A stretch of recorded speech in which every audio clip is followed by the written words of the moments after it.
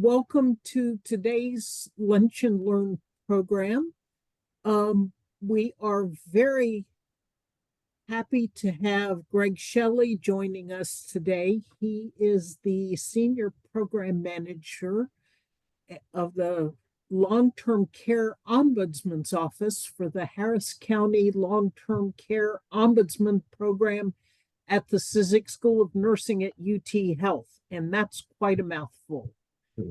He has been with the Ombudsman's Program over 14 years, starting as a volunteer and then joining the Houston-Galveston Area Council, serving as the staff ombudsman for Fort Bend and Waller counties, and then joined Harris County in November of 2017, which was not long after I joined the Hope and Healing Center. So during this time, he has done a wonderful job leading that group with minimal resources, educating people about their rights and helping them to resolve a wide range of issues related to long-term care. And he does lots of presentations across the area and across the state and even on national levels on the role of the Ombudsman's Office. So I am very honored today to welcome Greg as our speaker, and I will turn it over to him. Hey, Peggy, thanks for having me, and thank you all for taking time out of your busy days to listen to me ramble a bit about my favorite subject. Hi, Dr. Manuso, good to see you. Good seeing you. And I just a little bit more about my background.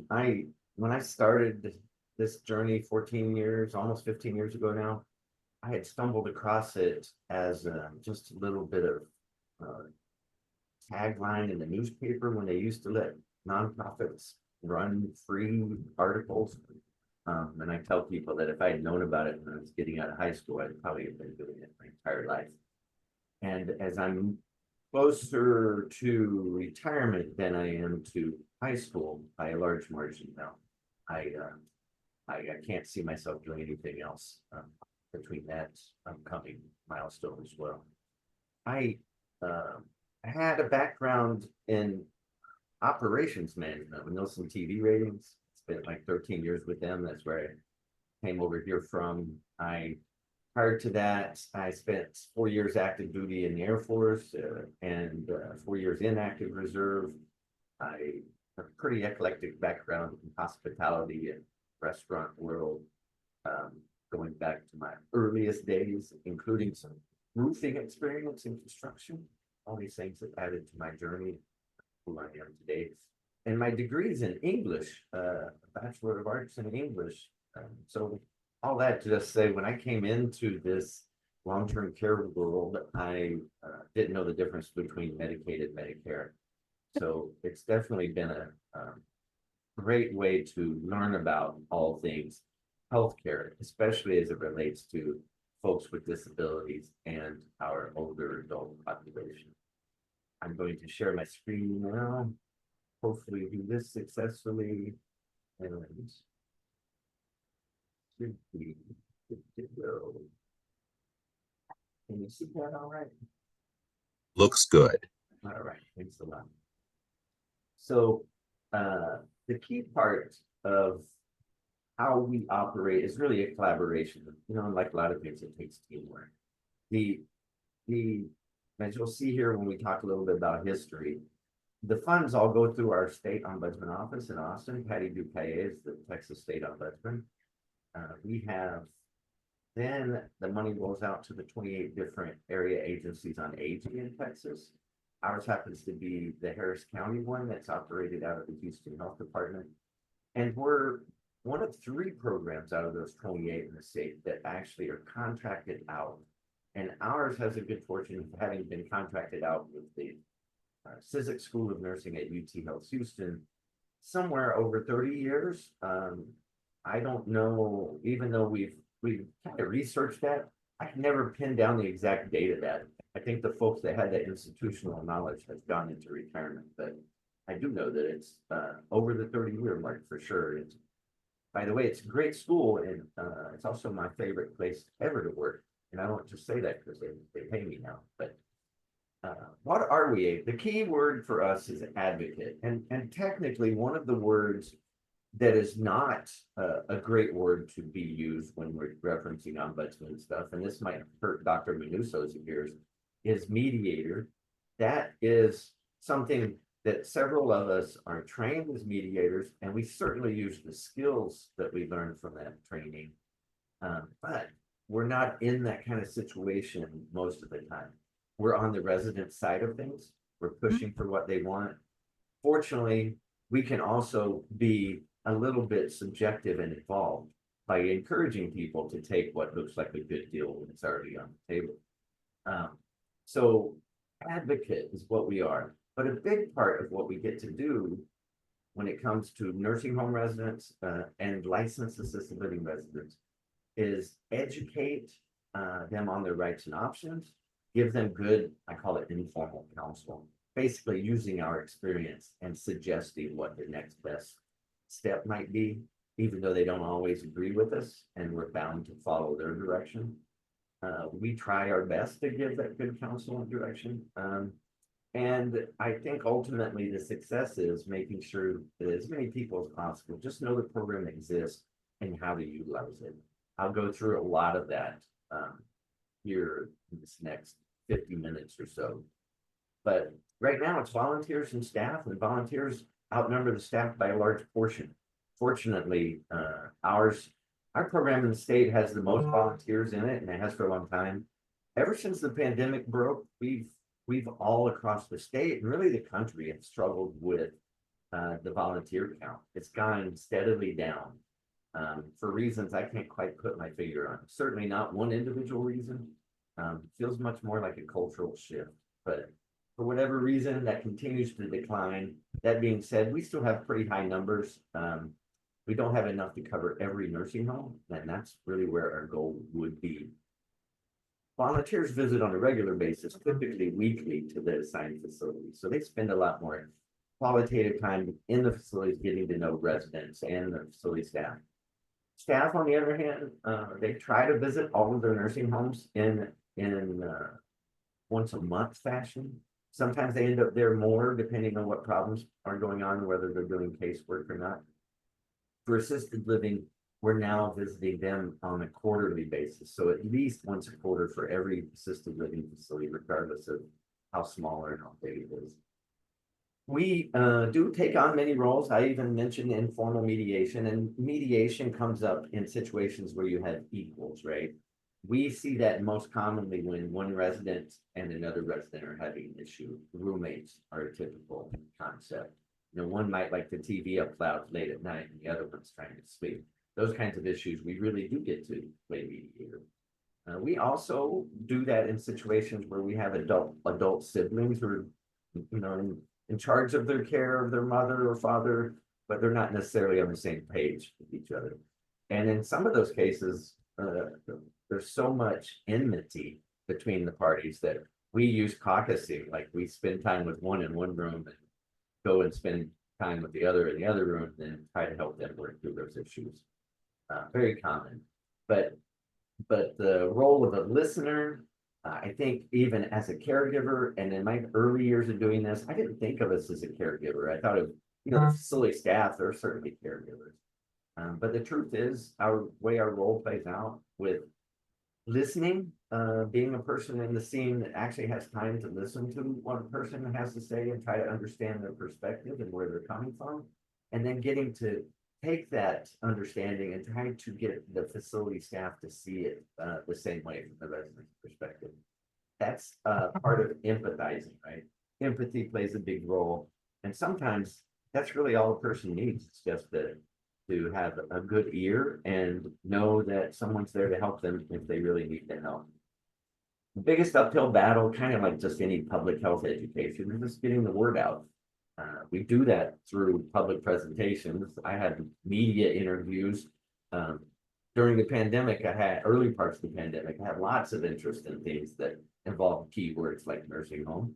And real recently, thanks to the derecho in May and Hurricane Beryl in July, a lot more media interest. I did like 7 media interviews in 1 week following Beryl related to nursing homes and assisted living without power. And in the case of assisted living, it's not having generators to back it up. So reaching out to residents and families, that mostly comes from visiting the facilities and spending time in there. Education and empowerment, that's what it's all about. The vast majority of the activities that we do involves what we call information and assistance, educating people about the Ombudsman Program, making sure they know what their rights are, and they have more rights than the rest of us because it is a residential care setting, and making sure that they know, in fact, what their options are. And that, as I said, we recommend options for them what they might do next. But sometimes they just want our involvement directly.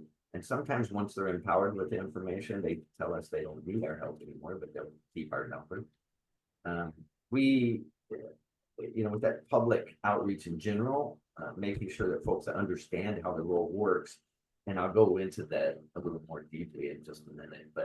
And then on the larger level, we advocate for changes in legislature. Talk to representatives and try to get them to favor laws. We'll talk about some successes and some defeats here in a few slides later when it comes to legislative victories. So when we're talking about those information assistance things, one of the most common types of calls we get, and really sometimes from nursing home residents and assisted living residents who are looking for a change and not aware of how many options they have in this very large county, Harris County. When it comes to nursing homes, we talk about the difference between long-term care and skilled nursing. Skilled nursing is the Medicare side. It's really the big money side of things. A standard skilled nursing stay is about 5 times or more expensive than a typical Medicaid or long-term stay. Medicaid is generally the #1 payer source for your long-term care, although there is some folks doing it through long-term care insurance and from just straight private pay. But the majority is on Medicaid, and Medicaid is the long-term side when we think about nursing homes. It's the long-term part of it, and folks can very well be living there under Medicaid, end up in the hospital for 3 or more midnights for whatever reason, and then they come back into the facility under Medicare for short term. But again, the Medicare side of it is the short term. It's called transitional care. Those things are all synonymous. And on assisted living, we really have 3 types of assisted living in Harris County, but we're down to 1 type C, so we don't really talk about it much. That's an adult foster program that is just a 4-bed facility, and we only have 1, as I mentioned. Type A and Type B are the most important concepts for folks to understand when they're looking for care. So essentially, and this is a bit of an oversimplification, but in Type A facilities, the individuals living there should be able to understand directions and physically get themselves out of the building without assistance in case of an emergency. And in Type B, they either don't have the cognitive ability to understand the directions or they don't have the physical ability to get themselves out without assistance. So Type B is a higher level of care within the assisted living world, and typically more expensive on average than what Type A are. Then we have an issue with unlicensed homes, and as the ombudsman protocol is, we don't get to visit those places. We do help folks report them if they feel like something nefarious is going on with us. But folks can legitimately operate an unlicensed home if they have only 3 folks for whom they're providing care for in the house. Once they get up to the 4th person that's not related to the owner, and they're providing assistance with medication and other activities of daily living, they're supposed to be licensed. We have a lot of group homes. Last I saw something in the 400+ range in the Houston area alone. And we, as part of a group called Effort that I get the privilege of being on, we look at systemic issues that lead to premature death of folks over the age of 65 in our county. One of the common themes in that is unlicensed group homes and folks taking in individuals that they simply can't provide the appropriate care for. Continuing care retirement communities, we talk a lot about them because those are typically the best business model. They have independent living, they have assisted living, and they have nursing home care. Unfortunately, those are also very expensive typically, and a lot of us can't afford to get into them. They usually have a high buy-in in many cases on the independent living side that allows a person to continue to get that continuity of care without ever having to leave the community. It might be, the next building over or the next detached hallway. Outside of the business model and having a good, well-running business is important to the quality of care. Other things that contribute, there's a high profit margin on independent living, pretty high on assisted living, and some in the industry will say not much on the nursing home side. But in these kind of communities, they have the ability to provide some services in the nursing home that it might be more of a strain financially for standalone facilities to do. The other thing is they typically have smaller facilities, somewhere between 30 and 60 beds, as opposed to 120, 180 plus beds. And that tends to lead to better care as well. And then Ombudsman Insight is something that you're not typically going to find anywhere. We visit every facility that's licensed in Harris County, and as you'll see, every county has representation for the Ombudsman program. But so we have some insights that you're just not going to find on any of the other resources when you're looking at the quality of a certain home. And for me, typically that information is about whether or not the facility is responsive to the residents and they behave in a really resident-centered, resident-driven way, which is ideal for us, or somewhere on the spectrum, they're very institutional.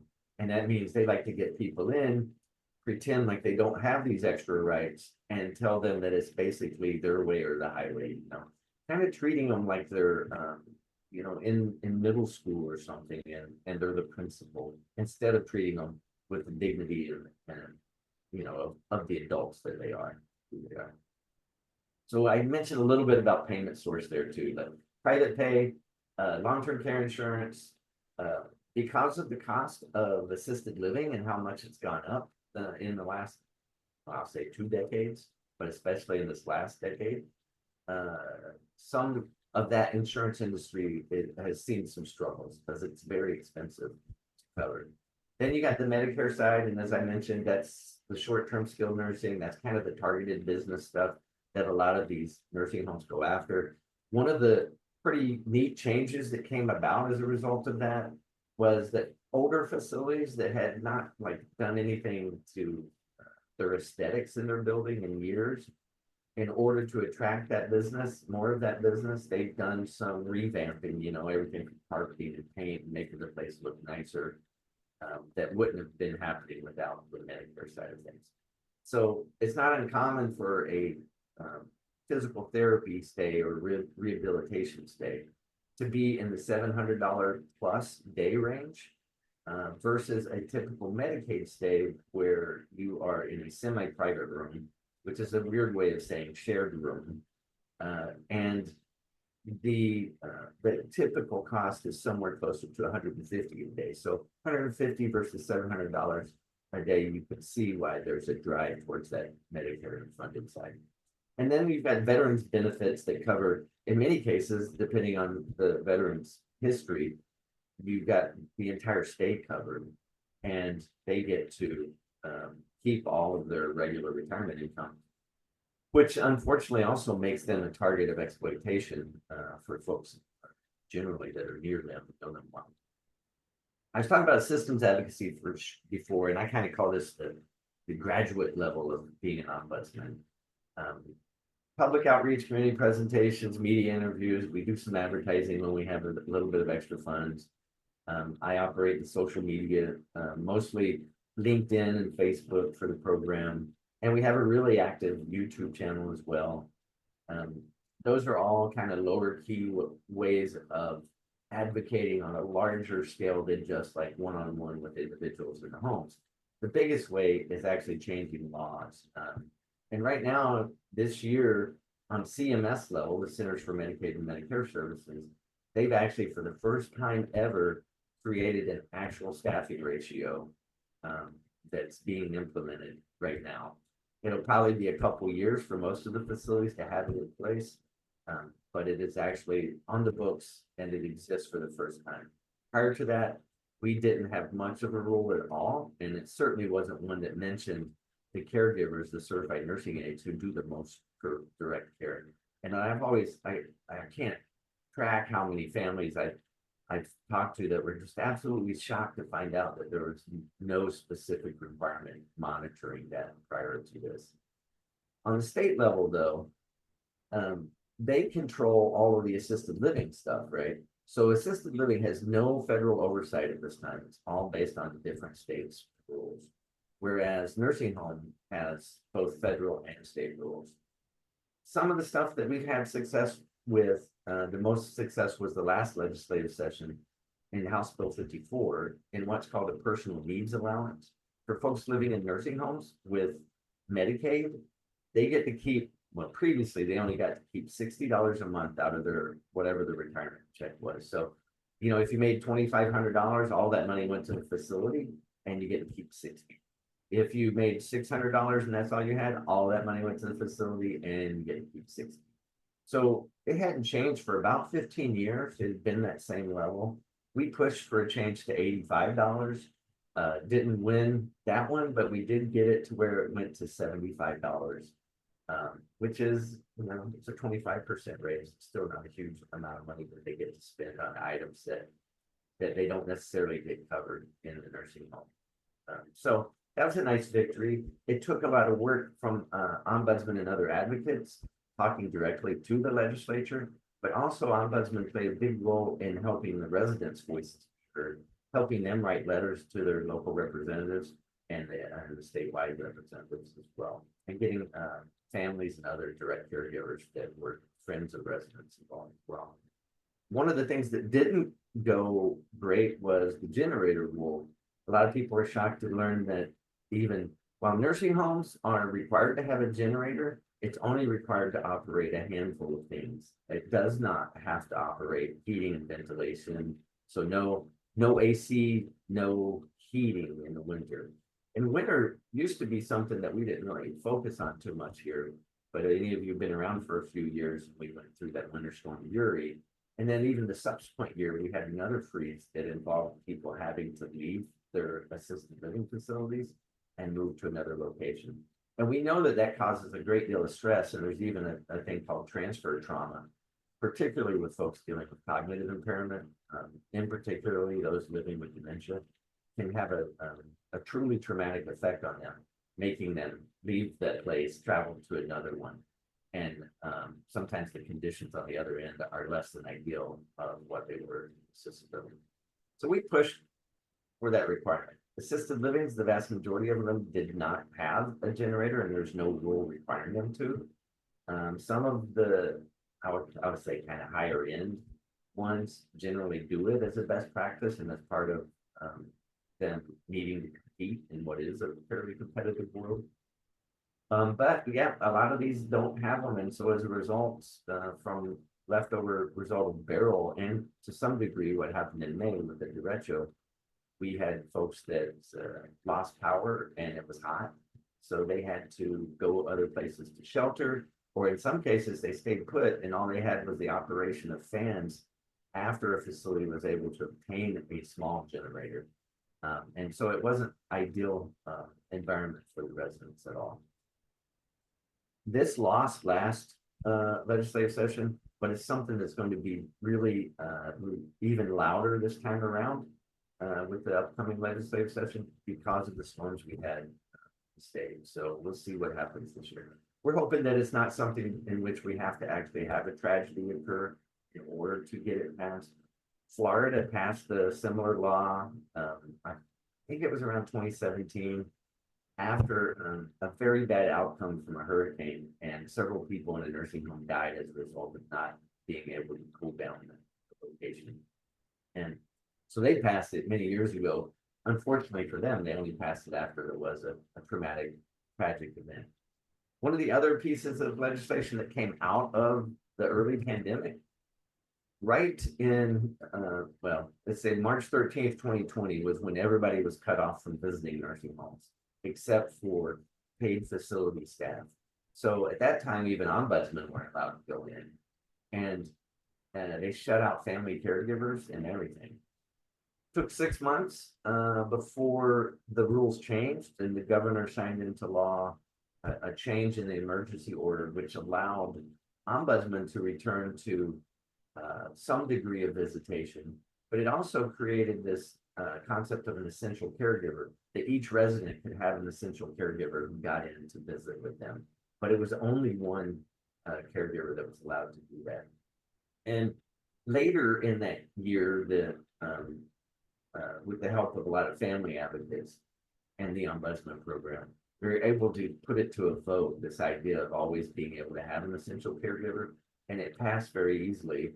And so in 2021, that January went into effect, that in future pandemics or outbreaks like that, residents will retain the right to have at least one essential caregiver that will always be able to get into the building. That was a terrible time when they couldn't have visitors.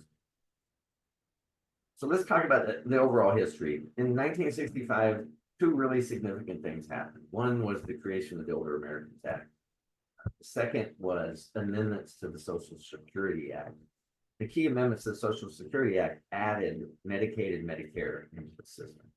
And as a result, the nursing home industry really began to boom. It took off. Within a few years, they realized that maybe the industry could use a little more oversight, and the Ombudsman Demonstration Project was part of that oversight. It eventually was proven to be a qualitatively improvement in oversight, and within 3 years, it was added as a permanent part of the Older Americans Act. And 5 years later, Texas began to operate. And one of the key things about Texas is we operate with that emphasis on volunteers. Some states don't use volunteers. And I find that a little bit bothersome because we are such a small staff. Without volunteers, our coverage would be so much more limited. And for me, having somebody who has additional set of eyes and ears in any of the facilities, even if it's just once a quarter, for the smaller assisted livings, or even if it's just once a month for the nursing homes, it's a lot better than nothing. And so we're just part of the operation that's trying to prevent any systemic abuse, neglect, or exploitation. So for me, having any presence is very important. And one of the reasons that I really love our volunteers, we have quite a bit of coverage. Years later, it wasn't all that much longer, 6 years or so, that in 81 added to the Older Americans Act the changes that involved ombudsmen visiting board and care and assisted living facilities. So depending on how they're licensed. Here, we just visit the licensed assisted living. Interesting little tidbit though, Texas didn't even start licensing assisted living until 18 years later. But when they did, they got the ombudsman statute updated pretty quickly in 2000, and we began visiting. Unfortunately, we did not have additional funding for staffing. So we had, let's see, in 2010, when I came on, I was the second staff ombudsman. There was only 2 of us in this county, and we had 260 assisted living to cover. At that time, most of those assisted livings had never even seen an ombudsman. So we just split them up. So each of us had 130 facilities to cover. And our goal was to get by each of those assisted livings once a year. Typically, we would get by them about half of those, so 65 or so, once a year. So by the time of lots of additional systems advocacy, asking the state for more additional funding so we could actually truly cover these facilities. In 2013, it came to fruition, and we were able to more than double our staff size. Well, I'd say double at the time, and start visiting all the assisted livings for the first time on a regular basis, at least on a quarterly level. And then in 2016, a very important change when the reauthorization of the Older Americans Act included what's called the final rule for the Ombudsman Program. The Ombudsman Program had previously I'll say from my own experience, we operated with a lot of assumptions about what our authority was and what the protocol was when it came to certain situations. This put into law the most essential form and most important concept for long-term care ombudsman is that we're the only non-mandatory reporters in the whole system. And I'll get into that a little bit more later, but it basically said that we have to work off the consent and direction of the residents, that we otherwise we don't, we're breaking our own protocol. Talk a little bit about classical ombudsman for those of you that may have been in the military. All the military branches and lots of other government agencies have ombudsmen. Television networks have ombudsmen. Our big oil companies have ombudsmen. And one of the roles of the ombudsman in those settings is typically kind of an HR role, right? They have the same kind of confidentiality rules as long-term care ombudsman, meaning that employees could go to them and discuss a concern or a complaint, and the ombudsman wouldn't take any action. But the ombudsman is bound to give them their rights and legal options, and even discuss informally what likely outcomes there are, or if they do, option A or option B. Those are similar parts of our roles. We do the same thing. So I like to say, as a manager myself, if one of my staff comes to me and mentions certain words, like let's say they say they're being harassed by someone, I have a legal obligation to take that to our Title IX office. I can't keep it in-house anymore without breaking our own rules and laws. Now, if they went to the ombudsman would be able to do it in confidence, and that's why that exists. It helps protect the company, and it helps protect the employees who would otherwise not want to lose control of a situation and have it kind of escalate to the point where not only does the problem not get fixed, but then they also end up in a situation where maybe they're being retaliated against by their employer. For us, one of the distinct differences is in all those other roles, the entity that people are complaining about is paying the paychecks of the person that they're talking to. And so with us, we worked really hard to avoid any conflicts of interest. And none of us, volunteers or staff, can do this job if we in any way, shape, or form have money coming in from any of the long-term care entities. And as a matter of fact, folks can't even volunteer with us if they were employed in a long-term care facility, typically for a year.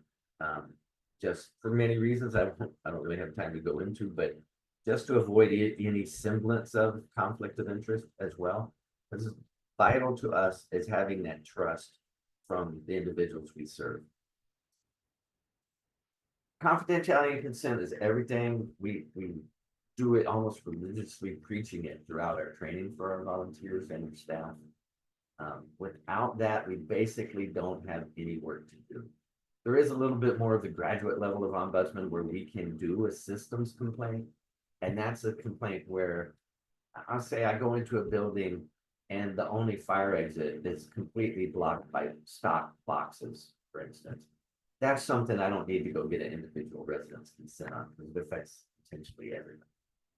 But in order to talk about any individual resident's care, I have to have their consent and direction. And that means that we're not mandatory reporters. In the system here in Texas, everybody else has an obligation to report the suspicion of abuse, neglect, or exploitation. Not ombudsmen, because we are working off the federal authority given to us in that final role in the older American setting. What that does, I think it causes apprehension for a lot of folks who have different clinical roles outside of being ombudsman. It empowers the residents. And in a couple of cases that I like to point to, there were two different issues involving sexual abuse by a facility staff individual. And in both of those cases, the folks knew their ombudsman, they understood our role, they knew that we couldn't take any action without them giving us permission. They waited a few days to report it to their ombudsman because they knew their ombudsman would be back in the building that week. And fortunately, in both of those cases, after feeling empowered with what the options were, they reported it. They let us report it. And in those cases, the people were swiftly removed from the building. I don't know what happened with them later because the wheels of justice moved really slowly, but we were able to at least keep that individual protected from further abuse in the meantime. On the other hand, one of the frustrating parts of the job can be simpler problems that don't seem like that big of a deal, maybe to me. Sometimes residents won't even let us take it up either. And it may not be abuse, neglect, or exploitation. It's just something that, you know, they're not getting, or they're not feeling like they're being treated right in a certain way.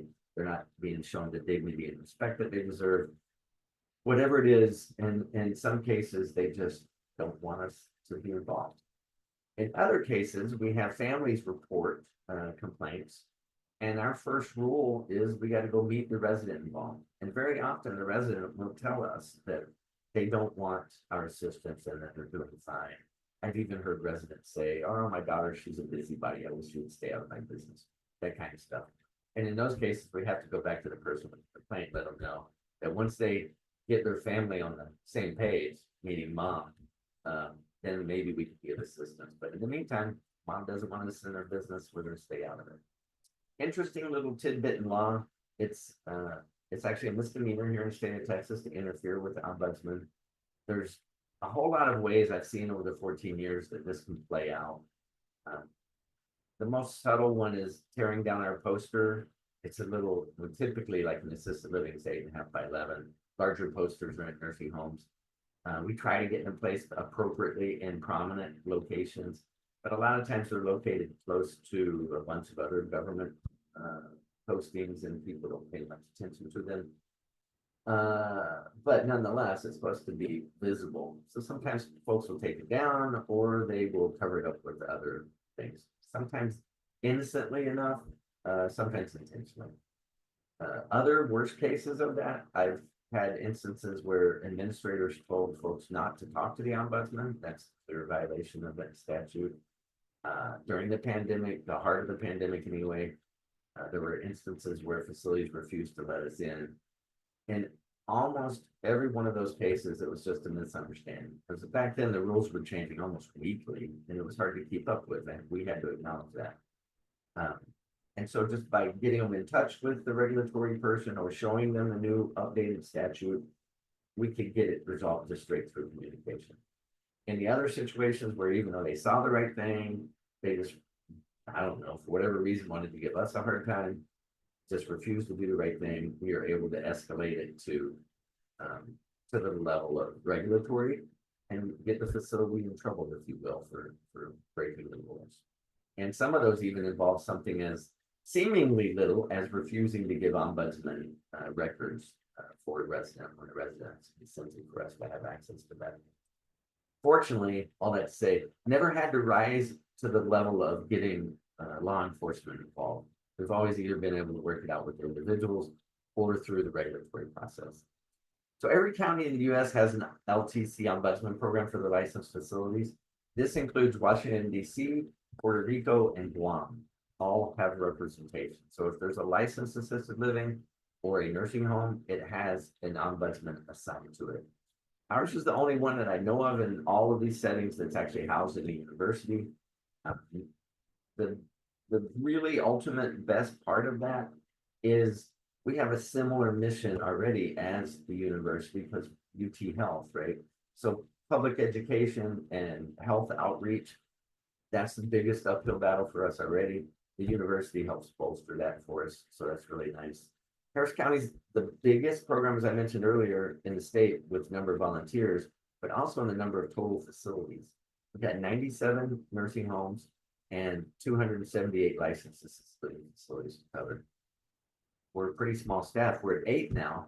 As I mentioned before, back in 2010, at the time, there was only 2 of us. I think the normal operation was typically about 4 when we had full staff. So we're twice as big now. And part of what helped us go from 7 to 8 was pandemic funding from the federal government, mostly the CARES Act and the American Recovery Plan. Those both helped us build their staff up to 8. So we got all those facilities, and we only got 8 staff. Well, and some of these staff are having to cover typically about 45 assisted living facilities and 15 nursing homes. And those can be spread out again over this very large county. So they have, you know, tall expectations and a lot of responsibility. So for that, I say volunteers are certainly the life of the program.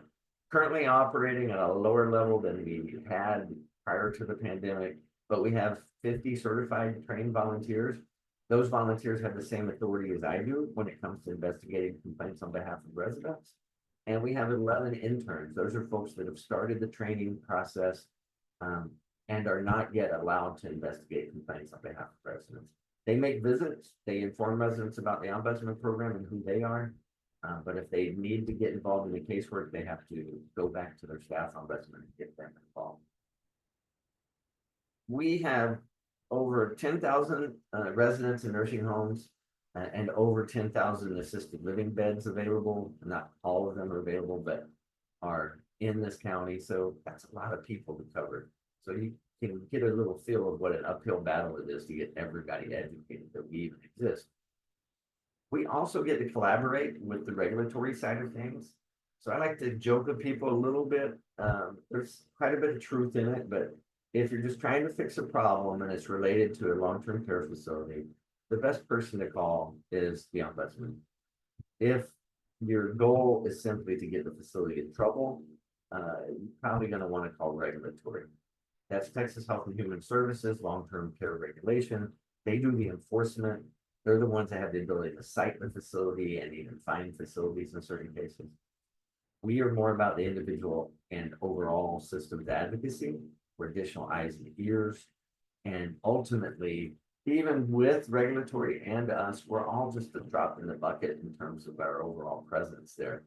And I can't imagine the things that I've seen in my career, knowing that there's this coverage and there's regulatory and there's ombudsman.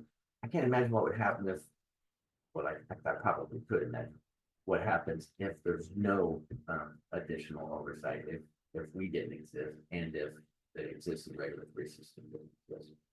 So when it comes to consumer information, like how do you find out about facilities?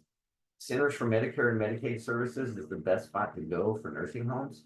They don't have information on assisted living. They are the federal agency. So they only have nursing homes there. But it's great data. Another place, and you see a couple down there, Nursing Home Inspect. They take data from the CMS site and make it really graphic. It's a lot easier to read. So if there's a facility that's been in a lot of trouble with the regulatory guys, they will bring it to your attention real rapidly. The Centers for Medicaid and Medicare Services, they have a 5-star ranking system. I say the most important part to look at in there is staffing. The staffing rating plays a big role, and there's a strong correlation between staffing and quality of care, which you might assume. There's also information on the Texas Health and Human Services long-term care provider search. That's more useful when you're talking about assisted living, because that's the place where you're going to find out whether an assisted living has been in trouble with regulatory years or not. The problem again with assisted living, no federal oversight, and they typically only get surveyed or inspected every 2 years. So they can go 2 years without even seeing a regulatory person. But in those 2 years, they will have seen an ombudsman at least 8 times. So that's where our presence comes into play additionally. And then when it comes to like who's advocating on a national level, it's this group, National Consumer Voice for Quality Long-Term Care. And they have lots of, I've just now noticed that I have the wrong link there. Be better off Googling that at this point. But they have links for family caregivers, family councils, ombuds, the National Ombudsman Resource Center, so they provide training to ombudsmen as well. They're a big part of that. So they're up against the big guys with lots of money, which would be the Texas Healthcare Association, the American Healthcare Association, who typically are the advocacy, if you will, but lobbying voice of the for-profit nursing home industry. Then you've got Leading Age that does that for the nonprofit side of things. And the size and amount of money is not very comparable, but Consumer Voice does a fantastic job of helping drive change to rules, like that CMS change to the staffing rule. They were a big voice behind it. So what's the big threats to things? Obviously, any cuts to regulatory agencies, they already struggle. there's definitely not enough staffing here in Texas to cover these facilities in a super qualitative fashion. It is what we have, so it's certainly better than nothing or less. Any cuts to Medicaid and Medicare, it's going to hurt the bottom line for any of the facilities. And if the bottom line in any business gets hurt, the first place they're going to go after in cuts is staffing. And along with low staffing comes less quality almost always. Talk about apathy, profiteering, and inadequate staffing all together. The biggest profiteering side of things, just touching on it, is private equity firms coming in and buying up a group of, let's say, poor performing nursing homes, and then operating on razor thin margins with very limited staffing. And then there's all kinds of little shell games that bigger companies play to make it look like they're losing money. When in fact, it's hard to find a private equity firm for profit that's going to be in a business unless they're actually making money somewhere, somehow. Some of the most common problems are people getting, signing arbitration agreements when they don't have to as a condition of care. Those essentially could sign away your right to litigation in the future. Also getting pulled into signing on behalf of like a Medicaid recipient that you might be kind of a co-signer on a possible future debt. You don't have to do that as a result in order to get care. And it can be a really bad idea because sometimes, and actually I say frequently, when it comes to non-payment issues related to people not getting requalified for Medicaid, a lot of times behind the scenes, it's neglect on the business office side of getting a person renewed that causes a deficiency in payment. The biggest source of conflict for ombudsmen is admission, transfer, and discharge. Involuntary discharge attempts, facilities trying to kick residents out for reasons that aren't acceptable.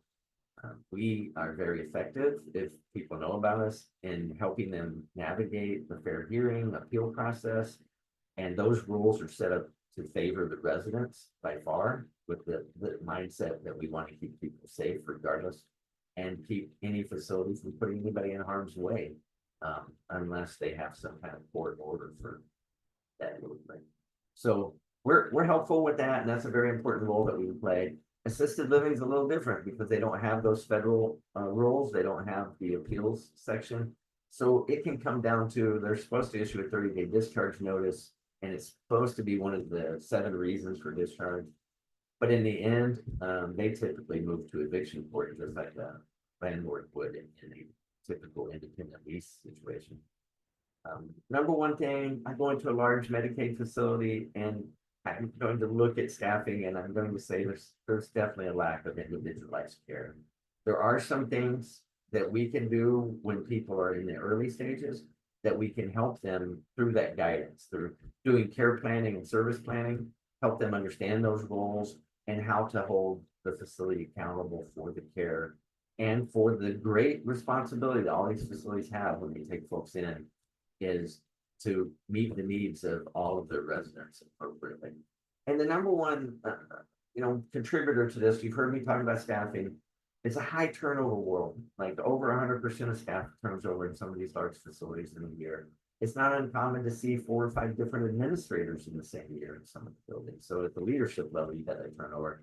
You can imagine what happens to the rest of the caregivers. And then typically, a lot of our issues are just miscommunication between people.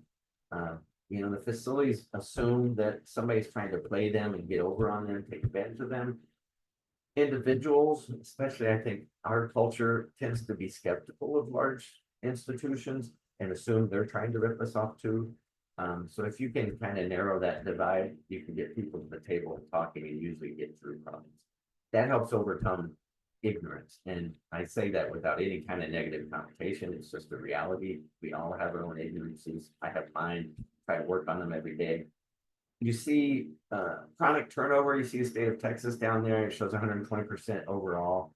But on the right side, it's a correlation to the CMS data, right? It's showing that they, when you have 5 stars on your building for basically better staffing or better overall quality, you typically have lower turnover. And certainly the lowest rated facilities are in the ones with the highest turnover. And Texas is showing on average 120% turnover based off the CMS data. So the other thing just to think of in the nursing home world, we have a lot of care issues going on at the same time.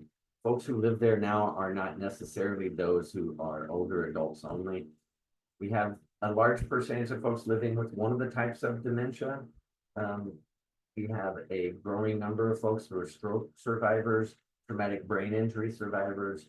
We've gotten really good at keeping people alive after those kinds of traumatic events. That to say nothing necessarily of what we do for quality of life. And then we've got lots of folks with mental health issues, diagnosis, schizophrenia, and obsessive compulsive disorder, bipolar disorder. And they're in many situations being housed in secure units in nursing homes right by folks who have dementia and no psychiatric diagnosis, right? And then chronic illness is a common thing among many of them. So, I mean, it's a big chore, it's a big task. I realize I'm running out of time, so I'm not going to talk a whole lot about the pandemic, but I'll mention that normally I talk about residents in nursing homes, assisted living as having more rights than you and me. One of those rights is the right to access an ombudsman. This is true. So I say that anything that we can do in our own homes, they're technically allowed to do. They're not in a penal institution. They're allowed to exercise the same rights. It's just in that institutional setting, it's not always as easy to exercise the rights as it is in your own home. But one of the rights that was taken away from them was the right to have visitors during the pandemic. And it took us 6 months into that before we figured out the damage we were doing, particularly to those individuals living with dementia who had no way of really understanding what was happening. And then we also learned some things about how buildings should be. So nursing home settings had a much greater infection rate than assisted living. And part of that is assisted livings tend to have more space. They tend to have individual rooms as opposed to 2, even 4 people in a single room. And they don't have as much medical need typically. So there's less contact with caregivers who are directly spreading infection or an outbreak. Best thing people can do is get to know who their ombudsman is, even if they don't need to utilize them. Very important to understand all your rights so you can be empowered to take care of them on your own if you want to. Behind the scenes, learn about care planning, service planning, what the best approaches to that are. And of course, we don't investigate or try to get people in trouble for abuse, neglect, or exploitation. That is the role of long-term care regulation. People get us involved in those cases, not for the purpose of determining whether it happened, but to help them sort through their options and problem solve. In the end, if it needs to be investigated, that part is the role of HHSC long-term care regulation. And then big common thing is this is expensive, especially the private pay world, assisted living and nursing home, very expensive stuff. Nursing home private pay, $400 plus a day in many situations. And assisted living, the average cost here in Texas now about $4,000 if you need minimum care. It just skyrockets and it goes as high as you can. Our volunteers go through a 2-month training program over the minimum of 2 months. I think the average for graduation these days is about 3 months in it. We always need more volunteers. If anybody's interested in joining us, we have another training starting up in late January, and we would love to have more people. Tell your friends, tell your neighbors, and more importantly, any of your folks that might need long-term care down the road. One of the most common ways that people learn about long-term care is kind of accidental. They fall, they get sick, they end up in the hospital for 3 midnights, and they're over the age of 65. They end up going out to what the hospital calls a transitional care facility, only to learn that it's a nursing home. And part of what they do in the nursing home is the skilled nursing. And that's how they get educated as the hard way about long-term care. If they know about us beforehand, before they even leave the hospital, we can certainly discuss all those options with them as well. Here's my contact information. I know Seth and Peggy plan to share the presentation. That's great. if you have a specific question for me, please use my direct line and my direct email. If it's just a general ombudsman question, you're much better off going to the main line or the main email box. Because I'm a little busy these days and I might take a little longer to get back to you.